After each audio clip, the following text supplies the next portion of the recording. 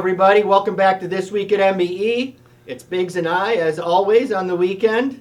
And so over the summer and like from August on, you've seen a lot of the billet intakes and everything that we've been running. So just to let you know, those things are selling very well because they work and they're lightweight and they're eye candy. So just keep in mind the big nines. You know, we have those on the shelf for just about any deck height. So yeah, that's all. And so let's go over to here. So a customer asked us to flow his Aftermarket LS heads. And they're a decent set of heads and everything, but it was just interesting. We had our LS7 head that we do here, and I just want to do a little comparison. And this is not a bad set of heads, but when you go to an MBE head, the upgrade is somewhat substantial. So here's the MBE head, and here's their cylinder head. Actually, let's do it this way. Here we go. So MBE, we had a 20 thousandths larger exhaust valve, but you can look at some of these numbers. You know, they just start to grow. And now we start to make a move in here, make a move in here, make a move in here. And the exhaust side, we actually have a 30 thousandth smaller valve in it. So, and the reason why that flows more is because it's got a larger valve in it, which is fine. We're not worried about 1 in 200 number, really ever. But then we start making moves where it's important, like at 500. 500 is an important number in the exhaust side. These numbers in here, I mean, they're not even close to as important up in here, but here you go, smaller valve, just more efficient. But yeah, just want to do a little comparison so you guys can see all of that. And of course, the normal MBE workmanship. Ours is an oval port. That's a rectangular port, so a lot of port energy. And just the typical nice with the copper beryllium seats and everything that this customer wanted.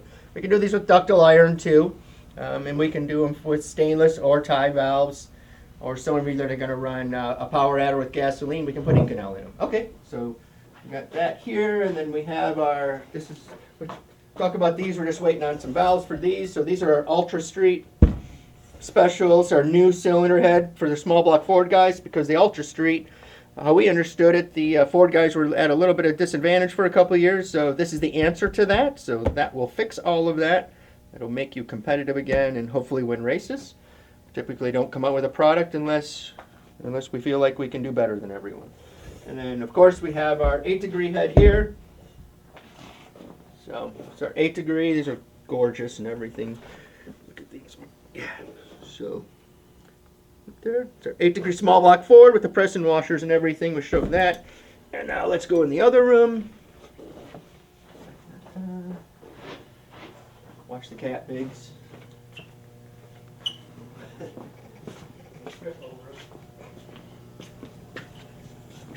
There's a brand new set of big nines here with the soft chamber in them.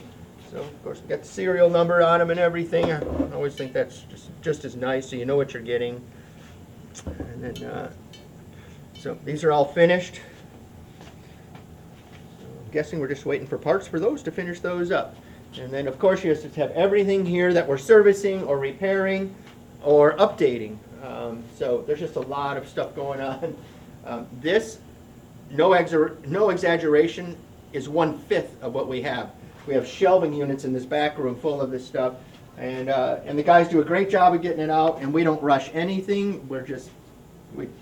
Everything is valve jobbed on the epochs. We don't valve job on the SERDI because we want it perfect. Trust me, the epoch may take longer, but it's perfect, and that's why we valve job on that. The next best machine there is a SERDI, but we use it as a drill press. And then, hello, Pat. Come in here. So the other day you saw Bob got the manifold mocked up now, so now we'll do some porting on it. So hopefully we'll start on porting. Well, with Thanksgiving coming up, you know, the guys will definitely get some time off with their families. Because they definitely understand how important that is, because it's important to me too. And then, so last week, this was just about finished, but since then they have cut the flanges and everything, so now this will fit perfect with a 60,000 intake gasket.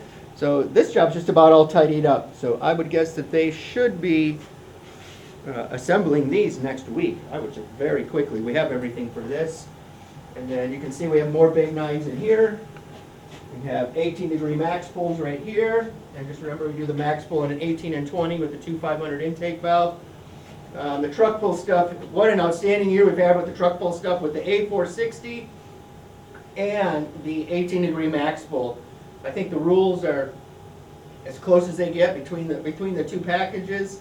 I think it's excellent for the 485 and the 500 class that have those rules mandated, because I believe our A and our 18-degree max are they're very, very close to each other power-wise. And it shows. I mean, these guys, Chevrolet wins one weekend, the Ford wins the next. So luckily we've been winning a lot, or our customers, and certainly understand that it takes, that you need a customer that knows how to work the truck, the clutch, you know, everything, you know, all the setup. And we're fortunate because we got a bunch of them because they win a lot. And we got a MBE Billet Valet tray right here, or yeah, Billet Valet tray. So this is all O-ringed when we attach this to the Big 9 heads. So this is all O-ringed, so it's nice and clean. Here's the water here. And what's nice is you just push your dash 8 lines right here. We now make a manifold that bolts onto here. You know, so if you have a sportsman car or a dragster, it bolts on, and it's real nice. And then all the lines intertwine, and so we have 2 lines coming here, 2 lines coming here, and then we have one that goes to the manifold here. So we are starting to offer that stuff also. It just listening and trying to figure out everything that's refined and working with excellent engine builders helps that. So, and then of course the Big 9 manifold. The reason why we sell these is because they make power. I think the weight is one thing. 18 pounds is an added benefit, and the eye candy certainly is. But the only reason anything sells here is that it's got to run good, it's got to win races, it's got to be efficient, it's got to make torque, everything. This does all of that. This is your answer to 2 carburetors. Put this on, you can make the same as 2. Hard to believe, but we're proving it, and that's why we move so many. So that's it, and then we've got some stuff going on over here. So we got CID heads here. It's a 12-degree. You can see these little marks right here, because these are going to be CC'd, and probably, I mean, we're going to CC and deck these probably 60,000s, but this customer wanted them dry decked. So what the dry decking means is that anywhere there's water, we block it off with weld. So we blocked it all off.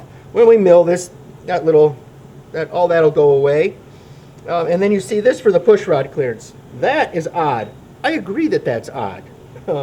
Yes, very odd.